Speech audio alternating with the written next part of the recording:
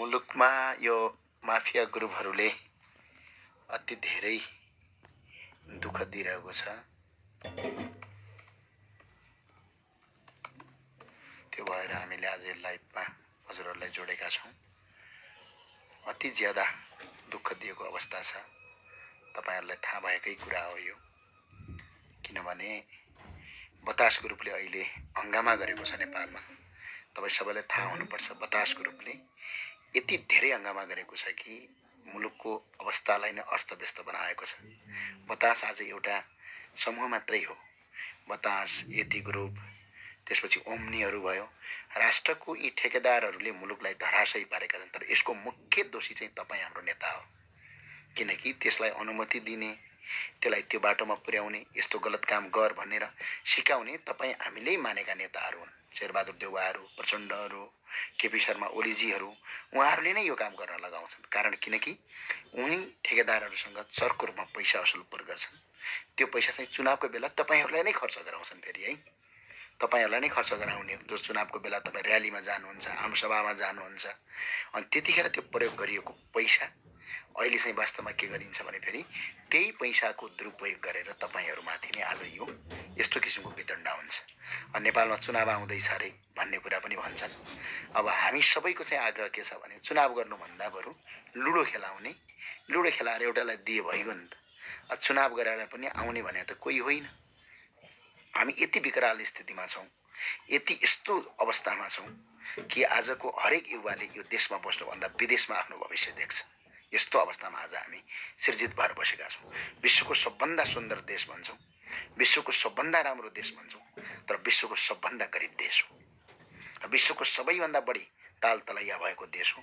विश्वको सबैभन्दा बढी धर्म संस्कृति मान्ने देश हो। विश्वको सबैभन्दा प्राकृतिक सुन्दरता देश भएको देश हो। यो हिमाल, पहाड, तराई भएको देश हो। तर यो देशमा आज पनि अझ विदेशमा 55 डिग्री सेल्सियसको तापक्रम विदेशको खाडीमा र युरोपमा र अमेरिका जस्ता देशहरूमा र हुँदा हुँदा अन्टार्कटिका त्यति मात्र होइन, अहिले त कहाँसम्मको कुरा आइरहेको छ भने माफियाहरूले यस्तोसम्म पुर्याएका छन् कि विश्वका हरेक देशमा हामी नेपालीले आफ्नो भविष्य देख्नुपर्ने अवस्था आएको छ। एकछिन मनन गरौँ न, यसको अवस्थाको पछाडि को हो, यो कसरी भयो, केका लागि भयो, अब के गर्ने, ल सम्झिनुस् त एकछिन। हामीले अलिकति पैसा नतिरिकन स्कुल पढाउन पाउँदैनौँ। शिक्षामा अब पैसा तिर्नुपर्छ। हामीले अलिकति पैसा नतिरिकन शिक्षा अगाडि बढाउन सक्दैनौँ। हामीले पैसा नतिरिकन स्वास्थ्यलाई अगाडि बढाउन सक्दैनौँ। यो अवस्था कहाँबाट सिर्जित बन्यो त? यसको मुख्य भागीदार, मुख्य दोषी को हो त? आज एकछिन मनन गरौँ यसलाई। हामी अलिकति यसलाई शान्त दिमागले एकछिन यसलाई मनन गरौँ। यो वास्तविकता के हो, किन भयो यस्तो भन्ने कुराको कहिले हामीले मनन गरेका छौँ? कहिले हामीले त्यो कुरालाई सोचेका छौँ? यसको जरो के हो, यसको रुट के हो, यसको तपाईको मुख्य समस्याको जरो कहाँनिर छ? र आज नारायणी दरबारसम्म बेच्न पछि परेनन् यिनीहरू। बालुवाटार बेचेर खाए। हामीले लगायत त्यतिखेर कोइराला भन्ने वकिल साहब हुनुहुन्थ्यो, उहाँलाई मुरी धन्यवाद भन्न चाहन्छौँ। नेपाल प्रहरीका पूर्व चिफ सर्वेन्द्र खनालजीले पनि यो काम राम्रो गर्नुभएको छ, उहाँलाई पनि धन्यवाद भन्न चाहन्छौँ हामी। र यो कामले बालुवाटारमा मुद्दा दर्ता गरियो, आन्दोलन गरियो, आन्दोलनको जगमा बसेर मुद्दा दर्ता भयो र त्यसले गर्दा आज भाटबटनीको मालिक नेपालको सबभन्दा बढी पैसा कमाउने हेर्नुस् त, तिनीहरू कति बदमासिता गर्दा रहेछन्। बालुवाटारको जग्गासम्म खरिद बिक्रीमा आज फरारको सूचीमा छन्। अख्तियारका प्रमुख आयुक्त दिप बस्नेत आज पनि फरारको सूचीमा छन्। हेर्नुस् त अवस्था यस्तो बनाइया छ। आज हेर्नुस् त यतिले नेपालको सबैभन्दा बढी तपाईको अगाडि तपाईको उ गर्छ। यतिले तपाईको कति जग्गाहरू सरकारको तपाईको अगाडि बढाएको छ। हामीहरूले यस्तो अवस्था आज बतासले देशलाई यो हालत बनायो। यो त सामान्य एउटा उदाहरण मात्रै हो। यसको पछाडिको मुख्य कारणको खान पर्यो भने सबै मिल्छन्। हेर्नुस्, किनभने रापरपा मिल्छ, कांग्रेस मिल्छ, सबै मिल्छन् खाँदाखेरि। किनकि आज नेपालका ठुल्ठुला ठेक्का कम्पनीहरू कसले पाउँछ? आज त्यही पप्पू कन्स्ट्रक्सनले पाउँदैन। जब त्यही पप्पू कन्स्ट्रक्सनले पटक पटक तपाईको हाम्रो ठेक्काहरू, हामीले पिच गरेका सडकहरू 3 महिना टिक्दैनन्, त्यही प्रचण्डको घरबेटीज्यूले गरेका सडकहरू शारदा अधिकारीले आजसम्म लगेका ठेक्कापट्टाहरू आजसम्म बाटो बनाउनु भएको छैन। आज पनि जति पनि नेपालमा भएका जति पनि ठेक्का पाउनु भएको छ त्यो ठेक्काको 90% रकम उहाँले लिनुहुन्छ, 90% काम आज पनि गर्नु भएको छैन। तर ठेकेदार कम्पनीले र नेपाल सरकारले पटक पटक तिनीहरूलाई नै ठेक्का दिन्छ। किन दिन्छ त ठेक्का? जब हामीले इन्जिनियरमा अर्थात् हामीले यो ठेक्कापट्टामा हामीले कुनै टेन्डर पाउने कुरामा 3-4वटा कुरा प्रष्टै लेखेको हुन्छ। यदि यहाँभन्दा अघिल्लो कार्यकालमा कुनै पनि कार्यकालमा यदि गतिल्लोको हिसाबले राम्रो हिसाबले यदि ठेक्का यदि सरकारले दिएको कामलाई राम्रोसँग सही समयमा सही टाइममा गुणस्तरीय सहित यदि कसैले गरेको छैन भने त्यसले पछिल्लो पटक तपाईँको ठेक्का पाउँदैन भनेर हाम्रो नीति बनाइएको छ, कानुन बनाइएको छ। तर त्यो कानुनको जहिले पनि ठाडो उग्लन्न हुन्छ र त्यो सबै कुरालाई मिचेर जसले बाटो बनाएको छैन, जसले तपाईँको बाटो बनाएन, जसले आयोजनाहरू अल्पत्र पार्यो त्यसैलाई दिन्छ। बाटो बनायो भने पनि 3 महिना टिक्दैन। थाहा छ तपाईँलाई? 3 महिना पनि बाटो बनायो भने 3 महिना पनि टिक्दैन। आज किन त? किन केका लागि र कसरी ठेक्का पाउँछन् त? प्रचण्डका घरबेटी शारदा अधिकारीले 90% काम नगर्दाखेरि पनि पटक पटक ठेक्का पाउनुहुन्छ। पप्पू कन्स्ट्रक्सन नेपाली काङ्ग्रेससँग नजिक छ, एमालेसँग नजिक छ, यी सबैसँग नजिक हुन्छन्। यिनीहरूको एउटै हुन्छ, यी जो सरकारमा गए पनि उनको नजिक हुन्छन्। यिनीहरूको टाउको एउटै हुन्छ, बाहिर देखिने दाँत मात्रै अलग हुन्। शेरबहादुर देउवा अलग देखिए जस्तो, प्रचण्ड अलग देखिए जस्तो, केपी शर्मा ओलीज्यू अलग, यी सबै एउटै हुन्। म त आग्रह गर्छु यी सबैलाई एउटै पार्टी बनाउनुहोस्। त्यो पार्टीको नाम चाहिँ के राख्नुहोस् भने लुटुवा सङ्घ राख्नुहोस् त्यो पार्टीको नाम। किनभने लुट्नका लागि बनाइएको पार्टी हो। त्यो पार्टीभन्दा त अर्को त्यसो त केही काम छैन। के फरक पर्छ? आज शेरबहादुर देउवा प्रधानमन्त्री बन्नुभयो, के हामीले शिक्षा निशुल्क पायौँ? के हामी विदेश जानबाट वञ्चित बनियौँ? के हिजो प्रधानमन्त्री केपी शर्मा ओली थिए, के हामीले निशुल्क शिक्षा पायौँ? एक पटक होइन, 4 पटक, 5 पटक, 3 पटक, 2 पटक प्रधानमन्त्री बन्दाखेरि पनि, सरकार बन्दाखेरि पनि एउटै हुन्छ। केही पनि परिवर्तन हुँदैन। व्यक्ति परिवर्तन हुन्छन्, न तिनीहरूको व्यवहार परिवर्तन हुन्छ, न तिनीहरूको माफिया तन्त्र परिवर्तन हुन्छ, त न तिनीहरूले हामीलाई दिने सेवा र सुविधा परिवर्तन हुन्छ। किन भनेपछि यसको दोषी तपाईँ हामी हो, अरू कोही पनि होइन। हामी दोषी तपाईँ हामी हो। नेताहरूभन्दा बढी गल्ती हाम्रो छ, तपाईँ हाम्रो छ। यसलाई स्वीकार्नुहोस्। किन स्वीकार्नुहोस् भने चुनाव आयो भने यी नेताका पछाडि दौडेर मलाई जागिर लगाइदे, मलाई ठेक्का दे, मलाई टेन्डर दे, मेरो छोरीको जागिर लगाइदे, भाइको जागिर लगाइदे, त्यतिले मात्र पुग्दैन। ऊ कार्यक्रममा आऊ भनेर भन्यो भने कसैले पैसा ले, गाडीमा तेल हाल्दे, बाइकमा तेल हाल्दे, हुँदा हुँदा अहिले भोट हाल्नका लागि पनि हेर्नुहोस् त पैसा माग्ने अवस्था आइसक्यो। अनि यी नेताहरूले अहिले तपाईँको चुनावमा 10 करोड रुपियाँ तपाईँको यदि लगानी गर्छन् भने, अब 10 करोड रुपियाँ यदि कुनै एउटा सांसदले लगानी गर्छ भने अवश्य तपाईँको के भन्छ भने लगानीको सिद्धान्तले के भन्छ भने आज 10 करोड लगानी गरेको मान्छेले पक्कै तपाईँको 100% सक्यो भने 50%, सकेन भने 20% त फाइदा कमाउनुपर्छ। र त्यो फाइदा कमाउनका लागि आज तपाईँलाई चुनावमा भोट हाल्छ, तपाईँलाई पैसा खुवाएर जिताउनुहुन्छ। तपाईँकै पैसामाथि रजाइ गरेर बाटोहरू अल्पत्र पारिदिन्छ। आज अस्पताल बनाउँदैन, आज शिक्षालय बनाउँदैन, सरकारी स्कुल पुराका पुरा धराशायी छन्। आज हेर्नु भएको छ। आउनुहोस्, केही छैन। नेपाली काङ्ग्रेस आउनुहोस्, एमाले आउनुहोस्, माओवादी आउनुहोस्, हामीलाई केही छैन। तर आज सरकारी शिक्षा गुणस्तर भएको छ। कोही सरकारी स्कुलमा गएर आज पढ्न सक्ने अवस्था छ गरिबको बाहेक। अलिकति पैसा हुनेवालाहरू त तपाईँको ठुलो स्कुलमा पढ्लान्। तर त्यहाँ आज ती एजुकेसन माफियाले कतिसम्म गरे भने एकपटक मलाई याद छ, पहिला पिसिएल भन्ने हुन्थ्यो, आइएससी, आइएड, आइकम भन्ने हुन्थ्यो। पिसिएल त्रिभुवन विश्वविद्यालय अन्तर्गतको 11-12 क्लास पढ्दाखेरि यी शिक्षाका माफियाहरू आज जो स्वास्थ्य मन्त्री बनेका छन्, यिनीहरू स्वास्थ्य राज्य मन्त्रीहरू, यी माफियाहरूको एउटा ग्रुप मिलेर के गरिदियो भने त्यो पिसिएल भन्ने कुरालाई नै खारेज गरिदियो। अनि खारेज गरेर +2 भन्ने ल्यायो। अनि त्यो +2मा आज पैसा भए पनि नभए पनि जसरी पनि जनताले त्यो तिर्नै पर्छ र त्यहाँ पढ्नै पर्छ। अनि एउटा मेरो सामान्य कुरा, मैले कसैको विरोध गरेको होइन। हामीले कर तिर्छौँ। एउटा मोबाइल किन्दाखेरि पनि कर तिर्छौँ, कपडा किन्दाखेरि पनि कर तिर्छौँ, सामान्य चामल दाल तरकारी नुन तेल किन्दाखेरि पनि हामीले कर तिर्छौँ। त्यो तिरेको कर तपाईँहरूले कहाँ पाउनुहुन्छ सुविधा? के तपाईँले राम्रो बाटो पाउनुहुन्छ? के तपाईँले निशुल्क शिक्षा पाउनुहुन्छ? के तपाईँले निशुल्क स्वास्थ्य पाउनुहुन्छ? के तपाईँले निशुल्क न्याय पाउनुहुन्छ भने त्यो कर केका लागि तिरिन्छ? र त्यो कर तिर्नुको अर्थ के हो र त्यो कर तिरे बापत चाहिँ हामीले पाउने चिज चाहिँ के हो, त्यो कुरा कहिले तपाईँहरूले मनन गर्नुभएको छ? आज हेर्नुहोस् त कस्तो एउटा कुरा हो, अचम्मको कुरा, कहिले मनन गर्नुभएको छ त्यो कर? आज हामीले तिरेको करमाथि यिनीहरूले रजाइ गरिरहेका छन्। हामीले तिरेको करबाट सरकारले बजेट बनाउँछ, सरकारले त्यो बनाएको बजेटबाट बाटो बना भन्दाखेरि कसैले पनि कुनै पनि ठेकेदारले बाटो पिच गरेको 3 महिना पनि टिक्दैन। तर त्यो ठेकेदारलाई हामीले केही पनि भन्न सक्दैनौँ, एक आवाज बोल्न सक्दैनौँ। त्यो आवाज बोल्यो भने हामी पार्टी विरोधी भन्छौँ, त्यो आवाज बोल्यौँ भने हामी नेता विरोधी भन्छौँ, त्यो आवाज बोल्यौँ भने हामी दल विरोधी भन्छौँ, त्यो आवाज बोल्यो भने हामी कुनै छोटे डन विरोधी हुन्छौँ। अनि के भन्छन्, यसले त हाम्रो नेताको विरोध गर्छ, यो त नेताको विरोधी भयो भन्छन्। आज युरोप अमेरिका जस्ता देशहरू किन बने त? आज जापान मलेसियाहरू देश किन बने? त्यो देशमा भ्रष्टाचार शून्य पारिएको छ। भ्रष्टाचार छैन भन्दिनँ म, भ्रष्टाचार छ तर शून्यको हाराहारीमा पारिएको छ। ठेक्का लाग्ने ठेकेदार कम्पनीहरूले राम्रोसँग काम गर्छन्, पिचबाटाहरू हत्तपत्त भत्किँदैनन्। एकपटक बनायो भने 10-15 वर्ष बनाउँछन्। उदाहरणका लागि चाइनिज सरकारले नेपालमा बनाएको बाटो, जापान सरकारले नेपालमा बनाएको बाटो हेर्नु भएको छ? यो कोटेश्वर हुँदै ठिमी हुँदै भक्तपुरको सूर्यविनायक जोड्ने बाटो आजसम्म केही भएको छैन। तर यस्तै पिच गरेका नेपालीहरूको बाटो 3 महिना पनि टिक्दैन। किन? किनकि त्यहाँ रकम कमिसन खाइन्छ। त्यो रकम पहिला ठेक्का दिने, त्यो ठेकेदारसँग चन्दा स्वरूपमा के लिने, चन्दा लिने, अनि महाधिवेशन गर्ने, अनि बाँसु भात खाने, अनि I am with I love you KP बा भन्ने, आई लभ यू प्रचण्ड बा भन्ने, आई लभ यू ओहो सेरे दाई भन्ने, गगन कुमार थापा दाई भन्ने।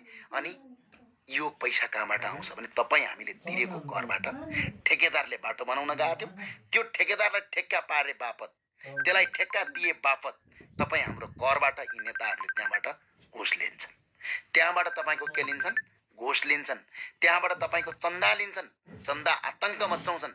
अनि त्यो ठेकेदारले 1 करोडको बाटो यदि बनाउन लागेको छ भने झन्डै 40 लाख रुपियाँ पार्टीहरूलाई दिन्छ, बच्चा 60 लाख। त्यो 40 लाख रुपियाँ यदि पार्टीलाई दियो भने अनि त्यो पार्टीका नेताहरूले सम्झिनुहोस् त, त्यो पैसा ल्याएर आफ्नो घर त बनाउँदैनन्, आफ्नो कतै पर्सनल व्यक्तिगत सम्पत्ति त जोडेका छैनन्। अनि त्यो पैसा ल्याएर के गर्छन्, तपाईँहरूलाई जिन्दाबाद र मुर्दाबाद भन्न जाँदाखेरि झन्डा बनाउनेदेखि लगेर चुनावमा खर्च गर्ने पैसादेखि दारू र मासुदेखि लगेर यो महाधिवेशन र घाधिवेशनका लागि, यो घाधिवेशनका लागि अनि आएका देशभरिका तपाईँको कार्यकर्तालाई मासु र भात खुवाउनका लागि त्यहाँ पैसा खर्च गरिन्छ, करोडमा र अरबमा खर्च गरिन्छ। त्यो पैसा वास्तवमा जनताको हुन्छ। अर्को त्यति मात्र होइन, त्यस पछाडि त्यो बाटो किन बन्दैन? यो एउटा कुरो सोध्नुहोस् तपाईँहरूले, एउटा कुरो सामान्य कुरा सम्झिनुहोस्, हामी कति गल्ती र कति दोषी छौँ।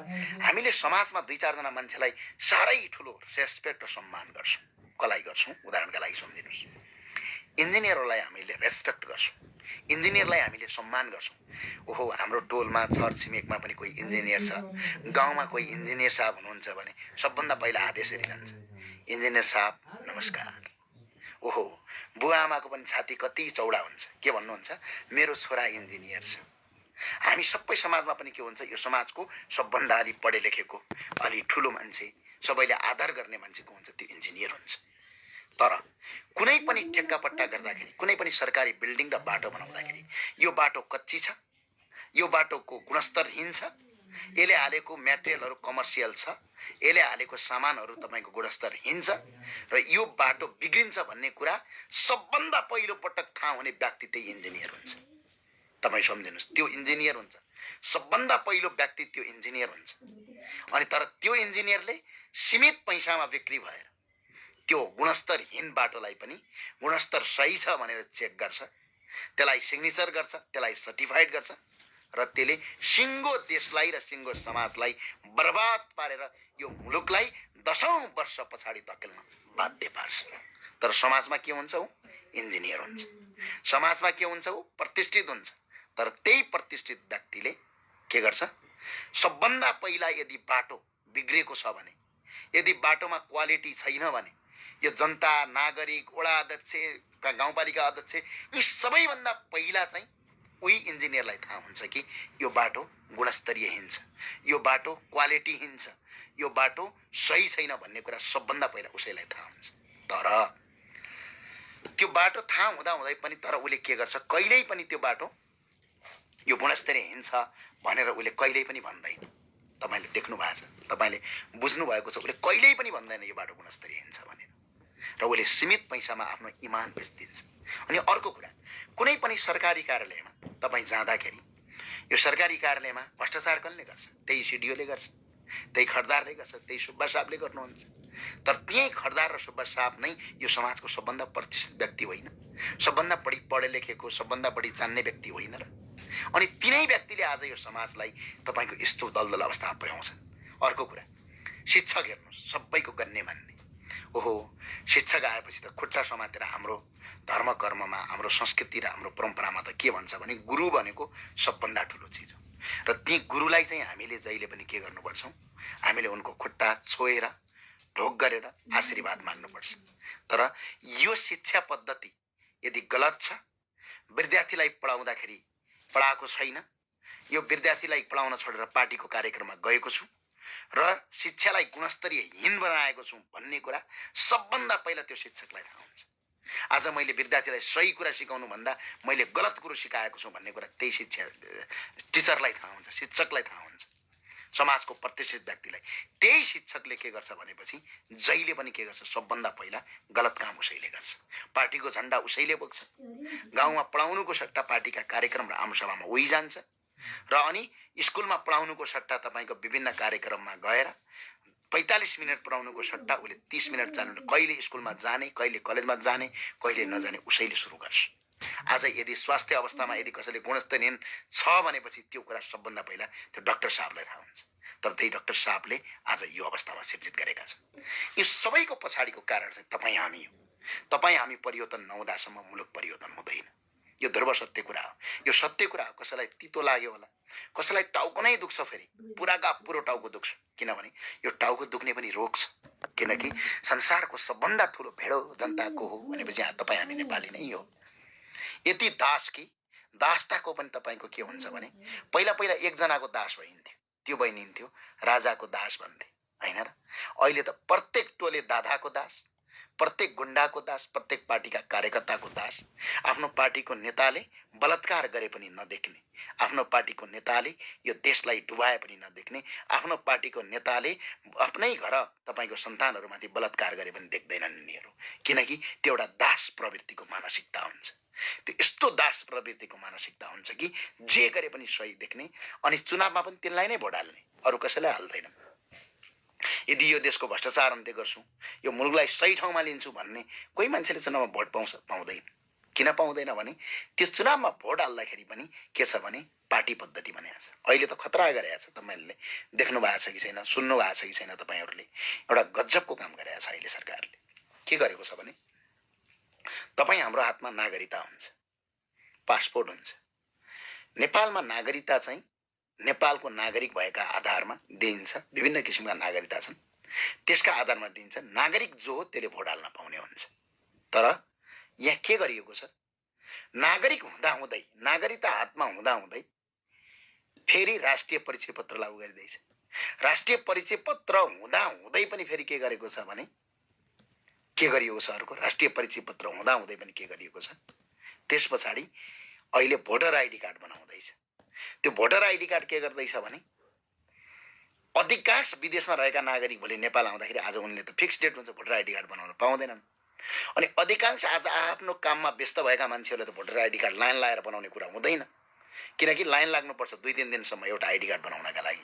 त्यहाँ त पार्टीका कार्यकर्ता बाहेक अरूले त लाइन लाग्दैनन्, किनकि त्यो बिहान बेलुका जनले भोट टार्नका लागि आन्दोलनमा झन्डा उचालेर हिँड्छन्, त्यो जो रकमबाट खान्छन्, तिनीहरू बाहेक अरूले गर्दैन। अनि आफ्ना कार्यकर्तालाई मात्र भोटर आइडी कार्ड बनाएर चुनावमा भोट हाल्ने अहिले वातावरण यिनीहरूले बनाउँदैछन्। यदि नेपालका प्रत्येक नागरिकलाई सबभन्दा ठुलो चिज नागरिकता दिइन्छ भने नागरिकका आधारमा मान्छेले भोट हाल्न पाउनु पर्दैन? त्यो त छैन। अब त यो पनि अन्त्य गरे। अब त्यो भावनाले हाम्रो चाहिँ आग्रह के छ भने, हामी सबैको आग्रह के छ भने यिनीहरूलाई के गर्नुपर्छ भने यो चुनाव गरेर यो खर्च गर्नुभन्दा लुडो खेलाऊ, लुडो खेलाएर टङटङ लुडो खेलाउने, अनि आउने तिनै त हो त, अरू कोही त आउँदैन। त्यही प्रचण्ड आउने हुन्, त्यही शेरबहादुर देउवा आउने हुन्, त्यही केपी शर्मा ओलीहरू आउने हुन्, अरू कोही नयाँ अनुहार त सायद आउँदैन होला, माकुने साकुने तिनै आउने हुन्। हामीले वर्षौँदेखि जमानादेखि हाम्रो बाउबाजेको पालादेखि देख्दै आएका मान्छे आउने हुन्, नयाँ त आउन सक्ने नै छैनन्। किन सकिँदैन भनेपछि जनता भनेको अहिले देख्नु भएको छ कमेन्टमा गाली गरिरहेछ, तपाईँलाई थाहा छ, किनकि उनीहरूलाई यो कुरा पच्दैन। कस्तैसम्म हुन्छ भने कुवेतमा जान्छन्, अर्काको देशमा काम गर्छन्। त्यो कुवेतमा कसले पठायो भनेपछि यही प्रचण्ड, यही शेरबहादुर, यही केपी शर्मा ओलीजीहरूको कारणले नै कुवेत गइया हो। किनकि यदि उहाँहरूको राजनीतिक सही हिसाबले यदि देशलाई अगाडि बढाइदिए भए देशमा रोजगारी हुन्थ्यो, देशमा सुशासन हुन्थ्यो, देशमा विकास हुन्थ्यो, यदि भ्रष्टाचार नगर्दै भए। अनि त्यो विकास भइदिएको भए के हुन्थ्यो यो देशमा? अनि रोजगारी भएपछि कुवेत त जान पर्दैन थियो। अहिले कुवेत जान्छ, अर्काको देशमा काम गर्नुपर्ने बाध्यता छ। तर I am with KP Oli, I am with Prachanda, I am with Sherbahadur भन्छ। किन कारण? यो दास एउटा प्रवृत्तिको मानसिकता हुन्छ, एउटा भेडे प्रवृत्तिको मानसिकता हुन्छ। त्यो मानसिकता कहिले पनि परिवर्तन हुनेवाला छैन। यदि त्यो मानसिकता परिवर्तन भइदिए भए सम्भवतः यत्रो भ्रष्टाचार गर्दाखेरि पनि त यी नेताहरू पत्तासाप भइसक्थे आजसम्म। तर यी नेताहरू पटक पटक चुनेर आउनु, पटक पटक विजयी भएर आउनु, पटक पटक तपाईँको जति अपराध गरे पनि तपाईँको लाज घिन शरम नमान्नुको कारणको पछाडि के हो भने सीमित हाम्रा व्यक्तिहरू छन्, सीमित व्यक्ति खटाइएका छन्। ती व्यक्ति पुराका पुरा भेडो बनाइएको छ। अनि ती भेडाहरूले जति जे गरे पनि तपाईँको घाँटी नै काटे पछाडि पनि मेरै मान्छे सही भने हामीलाई भोट हालिहाल्छन्, हामीलाई चुनाव जिताइहाल्छन्। अनि हामीले किन देशको विकास गर्नु पर्यो, किन भ्रष्टाचार नगर्ने भन्ने एक किसिमको त्यो सोचबाट हुन्छ। त्यो सोचको परिवर्तन नहुँदासम्म मुलुक अगाडि बढ्दैन, पटक्कै बढ्दैन। तपाईँले जति कराए पनि बढ्दैन, जति लम्पसार परे पनि बन्दैन। किनभने आज कोटा सिस्टम छ। बिचारा हेर्नुहोस् त कस्तो बनाएका छन्। प्राइभेट संस्थानमा जागिर खानका लागि पनि सिफारिस चाहिन्छ। नेपाल सरकारले 3-4वटा कुरा लागू गरेका छ। हेर्नुहोस् के कुरा भने शिक्षामा लोन दिने भन्यो। दुई पटक, एकपटक होइन धेरै पटकका अर्थमन्त्रीहरूले बजेट ल्याउनु भयो। तर शिक्षामा लोन चाहिँ कसले पाउँछ थाहा छ तपाईँलाई? शिक्षामा लोन पार्टीका कार्यकर्ताहरूको सिफारिस बिना अरू कसैले पनि पाउँदैन। अनि तिनै कार्यकर्ताहरू यहाँ आएर भुकिरहेका हुन्छन् यो समाज सञ्जालमा हाम्रा विरुद्धमा। अनि अर्को कुरा महिला उद्यमशीलतामा लोन दिने भन्छ। तपाईँ एकछिन अहिले जानुहोस् त, महिला उद्यमशीलतामा तपाईँको साँच्चै काम गर्ने क्षमता छ, तपाईँ लोन माग्न जानुहोस् त, तपाईँले लोन पनि पाउनुहुन्न। तर लोन कतिखेर पाउनुहुन्छ भने यदि तपाईँ कुनै पार्टीको कार्यकर्ता हो र कुनै नेताको दास हो भने तपाईँले लोन मजाले पाइहाल्नुहुन्छ। फोनका आधारमा लोन दिन्छ। यति त धेरै टाढाको कुरा हो। एउटा सामान्य कुरा, कुनै एउटा प्रहरी कार्यालयमा तपाईँले एउटा प्रहरीले निवेदन लेख्नका लागि पनि यी नेताहरूको पर्मिसन चाहिन्छ। यस्तो अवस्था बनाएका छन्। कतिसम्म भने तपाईँलाई उदाहरण थाहा छ नि, एकजना काङ्ग्रेसको कार्यकर्ता, अपराधी कार्यकर्तालाई लगेर एकजना एसपी साहबले तुन्नुभयो। त्यो एसपीलाई निलम्बितसम्म गरिएको छ। अहिले हामी जनता चाहिँ खुसी भएको छौँ फेरि, किनकि ओहो एसपीले दादागिरी गरेका थियो भने। तर त्यसको भित्रको वास्तविक कुरा बुझेका छैनौँ। किनकि जो टप लेभलका जो मिडियाहरू छन्, यी मिडिया पार्टीबाट फन्ड भएर चल्छन्। अनि यी मिडियाहरूले गलत कुरालाई जहिले पनि सही भनेर लेखिदिन्छन्, किनकि यिनीहरूलाई त फन्डिङ जहाँबाट आउँछ त्यही कुरा लेख्ने हो। अनि यो कुराको हामीले कहिले पनि विश्वास गर्दैनौँ। कुनै अपराधीलाई एउटा पार्टीको जिल्ला सभापतिले प्रहरी प्रमुखलाई सरुवा गरिदिन्छ, त्यसलाई बढुवा गर्ने अधिकार पार्टीका कार्यकर्ताको हातमा छ। अनि त्यो प्रहरीले कसरी स्वतन्त्र काम गर्न सक्छ? अनि त्यो एउटा निजामती कर्मचारीले कसरी स्वतन्त्र काम गर्न सक्छ? सम्भव छैन। किनकि यो व्यवस्था नै यस्तो बनाइदिएका छन् कि राजनीतिक दलका कार्यकर्ताहरूले नै यो व्यवस्था चलाउने, अपराधीहरूलाई नै संरक्षण गर्ने, त्यो किसिमको व्यवस्थाले गर्दाखेरि आज यो मुलुकको हालत यो भएको। आज हेर्नुहोस् त, हरेक वर्ष देश गरिब बन्दै गइरहेको छ। पोहोर साल अलिकति एउटा थियो, अहिले झन् गरिब बन्दै गइरहेछ। प्रत्येक वर्ष देश गरिब बन्दै बन्दै बन्दै बन्दै गइरहेछ। अन्य देशहरू प्रत्येक वर्ष धनी बन्दै बन्दै गइरहेछन्। हाम्रो देश प्रत्येक वर्ष गरिब बन्दै गएको छ। उदाहरणका लागि श्रीलङ्का हेर्नुहोस्। आज श्रीलङ्काको अर्थतन्त्र 2022 भित्र श्रीलङ्का टाट पल्टिँदैछ। विदेशको ऋण त्यति धेरै छ, नेपालमा 17 खर्ब वैदेशिक ऋण भइसक्यो। एक दिन यस्तो अवस्था आउँछ कि यो मुलुक रहने कि नरहने।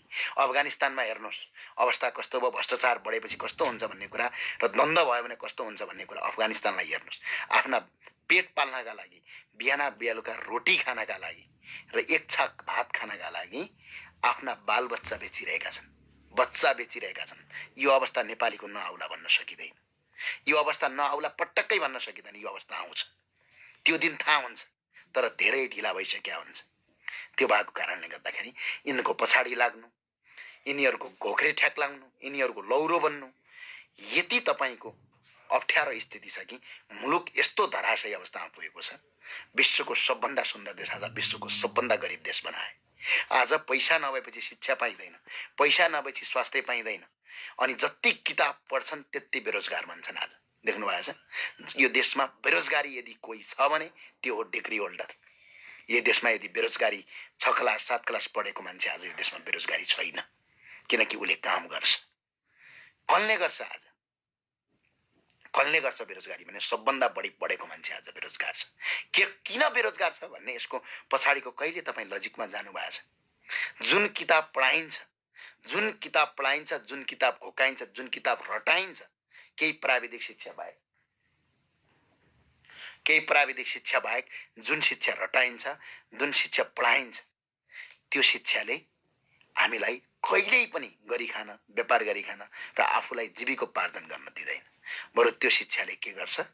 प्रत्येक दिन हामीलाई बेरोजगारीतिर धकेल्दै गएको छ। प्रत्येक दिन सिर्फ एउटा कुरा के हो भने ओहो मैले त डबल डिग्री गरेँ, मैले त ट्रिपल डिग्री गरेँ भनेर देखाउने सर्टिफिकेट मात्रै बनाइएको छ। त्यो पढेका आधारमा त हामीले काम गरेर खान सक्ने, आफैलाई आफै खुट्टामा उभिएर पढेकै आधारमा तपाईँको जीविकोपार्जन गर्ने त्यो किताबभित्र केही पनि सिकाइँदैन। त्यो किताबभित्र कुनै पनि कुरा सिकाइँदैन। तर यो कुरा कसले गरेको थियो भनेपछि त्यही विदेशीहरूले यो शिक्षा नीति लागू गरेर आजसम्म हामी पढिराखेका छौँ। यी कुराहरूको अब परिमार्जन गर्न आवश्यक छ। यी कुराहरूलाई व्यापक रूपान्तरण गर्न आवश्यक छ यदि देश बनाउने हो भने। अनि अर्को देश बनाउन दिँदैनन्।